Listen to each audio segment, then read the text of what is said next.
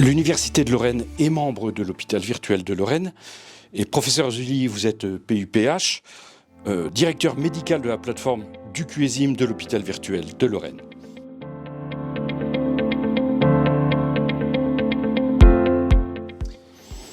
Eh bien, c'est une bonne question, je dirais toutes. Alors, pour faire plus détaillé dans ma réponse, je dirais que globalement, dès lors qu'on souhaite que nos apprenants n'apprennent plus et n'aient plus que des connaissances et des compétences, eh bien, cette plateforme est utile. Je prends l'exemple du permis de conduire. Si on souhaite que nos apprenants aient comme information simplement le code de la route, eh bien, le QESIM ne va pas être utile, et l'hôpital virtuel non plus. Par contre, si on souhaite les mettre en immersion, leur faire faire les choses et passer au mode permis de conduire, on regarde ce que vous faites et on voit si les connaissances ont été transférées en compétences et quelles sont vos compétences, et bien là, cette plateforme va être utile. Donc globalement toutes, puisque en médecine, nous sommes passés d'une acquisition par connaissance vers une acquisition par compétence et un apprentissage par compétence. C'est un grand changement de paradigme qui fait que l'ensemble des enseignants ont réappris à enseigner avec ces nouvelles techniques. Et à l'heure actuelle, nous faisons un transfert total de l'ensemble de nos enseignements, des connaissances vers les compétences. Donc je dirais toutes, et globalement, l'ensemble des sujets de formation n'ont de limite que notre esprit, puisqu'on peut exactement tout transmettre avec ce type de plateforme et construire des chemins pédagogiques tout à fait pertinents pour nos apprenants.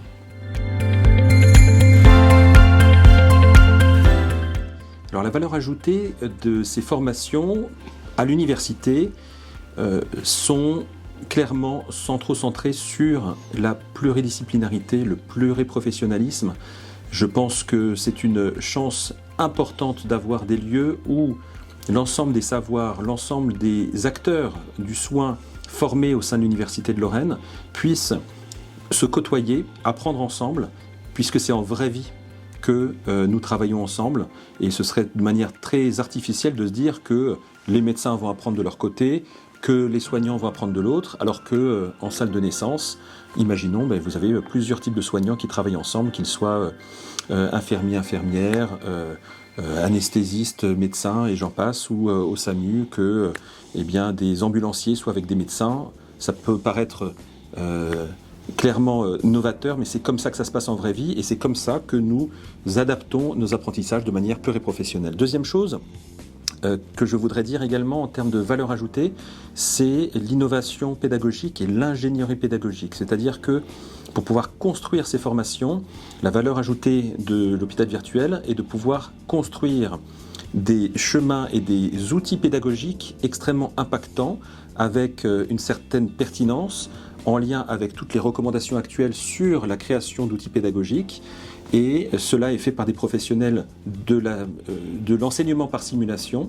Et ça, c'est vraiment une vraie valeur ajoutée. Et le troisième point, et je terminerai là-dessus, c'est de pouvoir proposer aux demandeurs de formation le fait qu'ils puissent un jour être formateurs autonomes de leur propre formation.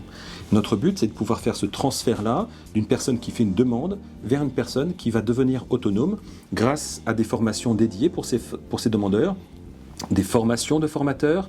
Il existe même un diplôme interuniversitaire de formation d'enseignement par simulation et pédagogie de la santé qui permet aux personnes qui en font la demande de devenir formateurs en simulation et d'être ensuite autonomes sur leur propre programme. Donc voilà, ces trois points-là sont des points importants.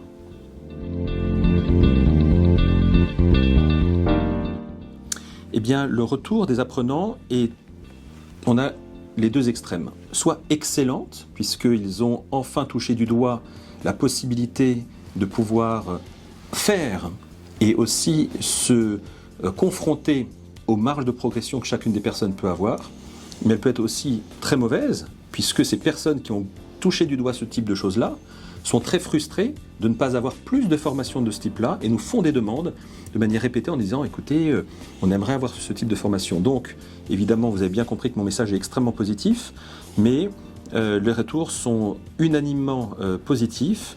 Et ils sont unanimement positifs puisque l'ambiance dans laquelle on met nos apprenants est une ambiance de sécurité psychologique.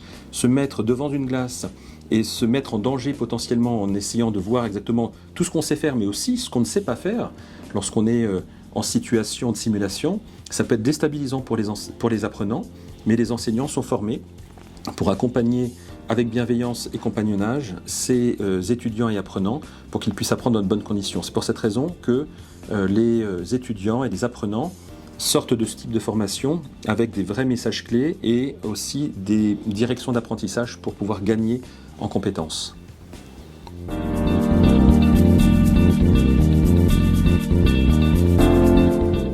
Alors, la demande de formation sur mesure est une demande extrêmement forte.